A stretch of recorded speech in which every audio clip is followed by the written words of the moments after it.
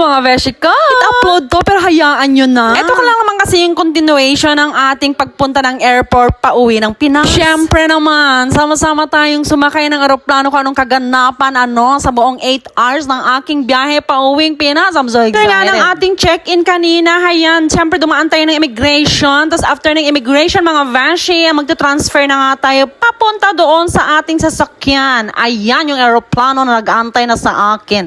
Chares. Ako may naninibago, no? Kinakabahan ako that time. Diyos mio, Marimar. Paano ba naman hindi na-scan ng aking passport? Kaya lumipat ako ng ibang counter. Yung mano-mano ba? Balita ko, nagkakaproblema lang daw ang passport pag lumabas ka ng UAE, pag matagal-tagal ka nang hindi nakauwi. Kinabahan pa nga ako niyan kanina, no, mga beshi, bago makalagpas ng immigration. Diyos ko. Akala ko maiwanan ako ng aking flight. Hayan, nasisilayan nyo na. Siyempre, pasakay na ako ng airplano niya. Habang nasisilayan ko ang aeroplano ng Pilipinas, Diyos ko, ang bilis-bilis kumabog ng aking dibdib, mga besh. Nakakalokang experience ito.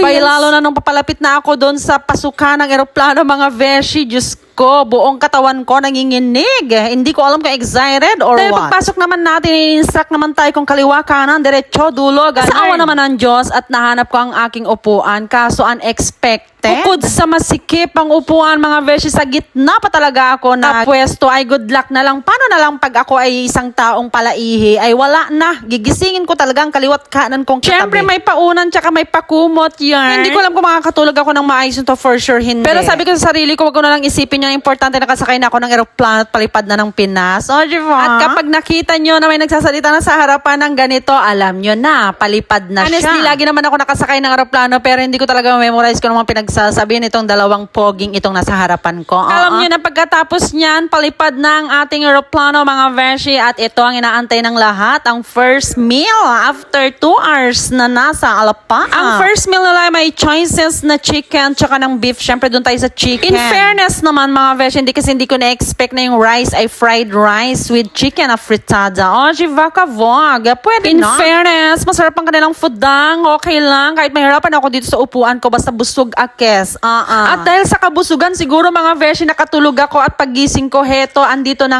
nga kami. O, papalapit na ng papalapit sa Pilipinas, mga beshi. Kaya nakaidlip ako ulit, mga beshi, at nung paggising ko, ayan na, nagmimigay na nga sila ng wet towel nga, pamunas ng mga muta-muta ba, tsaka mga laway-laway. 1 hour nga na bago kami mag-landing, mga beshi, ayan, nag-distribute na sila ng kanilang pang-breakfast. Ng option sa kanilang pang-breakfast, mga beshi, pero syempre pipili tayo ng kape instead of water or any juices like that. At ito na nga yung pinakaiintay ng beshi nyo. Pagdating nga ng Manila, ayan, paikot-ikot lang kami ng mga ilang minuto bago kami bumaba, at heto, sabay-sabay nga kami nag-picture-picture nga na malapit ng pababa sa lupa. Ganito ang eksena sa loob ng aeroplano, yung tipong hindi pa nga nagsasabi ang piloto na bababa na, pero heto, nakatayo na ang lahat. Ewan na di bale na lang daw mga awit, basta makababa na lang daw ng paunahan ba ng baba ba. Pero ang beshi nyo lang yung mga chill-chill lang ako dyan. Kabahan pa nga ako dyan kasi hindi ko alam kung sino susundo sa akin. Baka yung panganay ko lang kasi nga hindi nga ako nare-replyan ng aking bunso. Abay, kita nyo naman ang smile ng beshi nyo dyan. Gusto ko nga sampalin ng sarili ko dyan kung baka nananaginip lang ako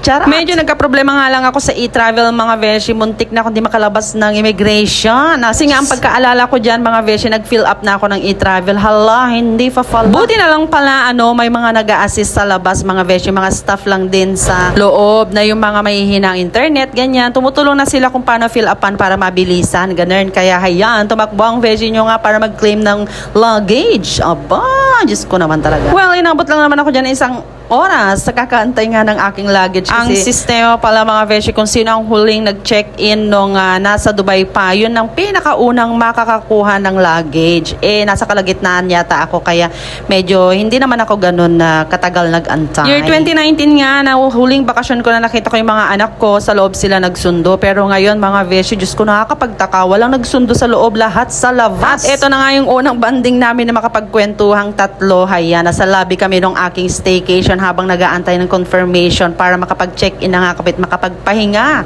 Hanggang dito na lang. Bye!